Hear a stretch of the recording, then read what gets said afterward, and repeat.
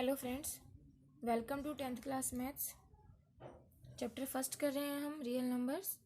और जो आज का नेक्स्ट टॉपिक है वो है इरेशनल नंबर्स के बारे में। ठीक है, थ्योरम देखिए। यदि p एक अभाज्य संख्या है, अभाज्य संख्या प्राइम नंबर, और p क्या कर रहा है, a स्क्वायर को विभाजित करता है, तो p a को भी विभाजित करेगा।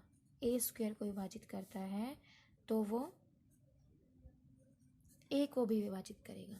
मान लीजिए a क्या है, 6 है, और p क्या है, 2। तो 6 × 6 को अगर 2 डिवाइड करता है तो 2 6 को भी डिवाइड करेगा। अब देखिए 2 से मैं इसे काट देती हूँ, 9 आ गया, और इसको मैंने 2 से सॉल्व किया, 3 आ गया। ट्रू है, तो ये हमेशा ट्रू रहेगा, एक थ्योरम। अब जो सेकंड है वो ये समझिए, एग्जाम्पल में ही समझा रही हूँ मैं आपको, कि आपको दिया हुआ है √2 एक अपरिमेय संख्या है।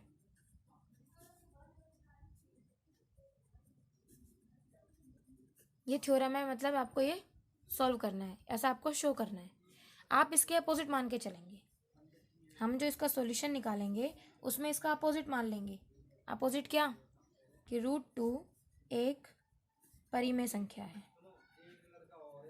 ठीक है, अगर वो परिमेय संख्या है तो हम उसको किस तरीके से लिख सकते हैं, p/q की फॉर्म में लिख सकते हैं। यह मैं आपको पहले ही बता चुकी हूँ कि परिमेय संख्याओं को हम p/q की फॉर्म में लिख सकते हैं। ठीक है, एक चीज़ हमने ये मान ली कि इसमें क्या होगा, p/q की फॉर्म में लिख सकते हैं, तो q क्या होगा, नॉन ज़ीरो होगा। फिर हमने मान लिया कि इन दोनों में कोई एक कॉमन फैक्टर है। ठीक है, कोई कॉमन फैक्टर है जो इन दोनों को क्या कर देगा, डिवाइड कर देगा। और डिवाइड करने के बाद √2 आ गया a/b के इक्वल। डिवाइड, लास्ट डिवाइड करके अब a/b आया है, इसका मतलब a और b क्या हो गए, को प्राइम हो गए। अब उनको और डिवाइड नहीं किया जा सकता। को प्राइम को क्या बोलते हैं, सहअभाज्य बोलते हैं।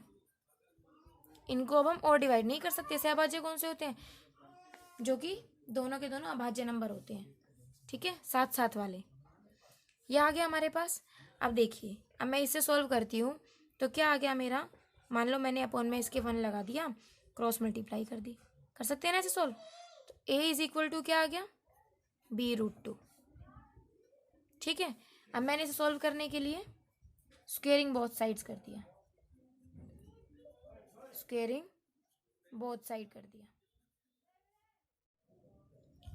स्क्वेयरिंग बोथ साइड करने पे किस तरीके से होगा, a² = b² √2 का स्क्वेयर। स्क्वेयर से रूट कट जाएगा, a² = 2b² हो गया।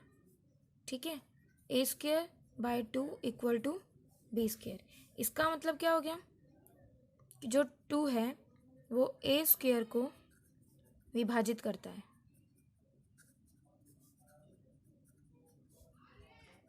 हमने इससे पहले वाले थ्योरम में किया था, अगर a² को कोई नंबर विभाजित करता है तो वो a को भी करेगा।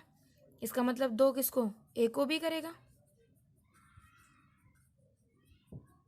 विभाजित करेगा। ठीक है, इसलिए मैंने क्या लिख दिया, a/2 = मैंने ले लिया किसी c नंबर के, जिसमें क्या है, c कोई पूर्णांक है।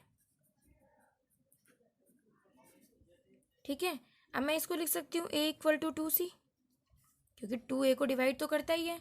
a = क्या लिख दिया, 2c लिख दिया। ठीक है, अब a की वैल्यू क्या हो गई, 2c। इसमें पुट करेंगे a की वैल्यू को 2c, 2b² = a² में a = 2c पुट करने पर, रखने पर, पुट करने पर, कुछ भी ले लो। 2b² = 2c का होल स्क्वायर, 2b² = 4c²। ठीक है, अब ये 2 इस तरफ चला जाएगा, b² = 4/2c², यानी b² की वैल्यू क्या आ गई, 2c²। ठीक है, इसका मतलब क्या हो गया, b²/2 = c², यानी 2 b² को विभाजित करता है।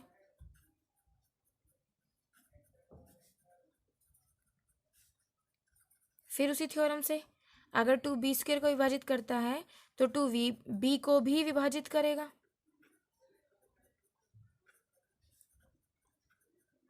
अब आप एक बात समझिए, 2a को भी विभाजित कर रहा है, 2b को भी विभाजित कर रहा है, इसका मतलब 2a और b का क्या हो गया, कॉमन फैक्टर हो गया, कॉमन फैक्टर हो गया। लेकिन अभी हमने क्या माना था कि a और b क्या है, a और b क्या है, कोप्राइम है, यही तो माना था, सहभाज्य है a और b। सहभाज्य कौन से होते हैं, जिनके और कोई गुणनखंड नहीं होते हैं। लेकिन हमने यहाँ पे क्या दिखा दिया कि 2a और b का क्या आ गया, कॉमन फैक्टर आ गया।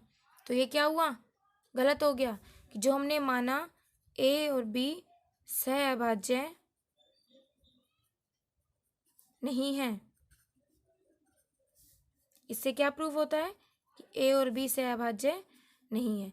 इसका मतलब जो हमने माना था वो गलत था कि वो सहभाज्य है, और हमारी वो बात भी गलत थी जो निष्कर्ष हमने माना था। निष्कर्ष क्या निकलेगा, जो हमने माना था कि √2 परिमेय संख्या है। तो क्या निकलेगा इसका निष्कर्ष या कंक्लूजन, √2 अपरिमेय संख्या है। ठीक है, अगर आपके में आ जाए √3 अपरिमेय संख्या है,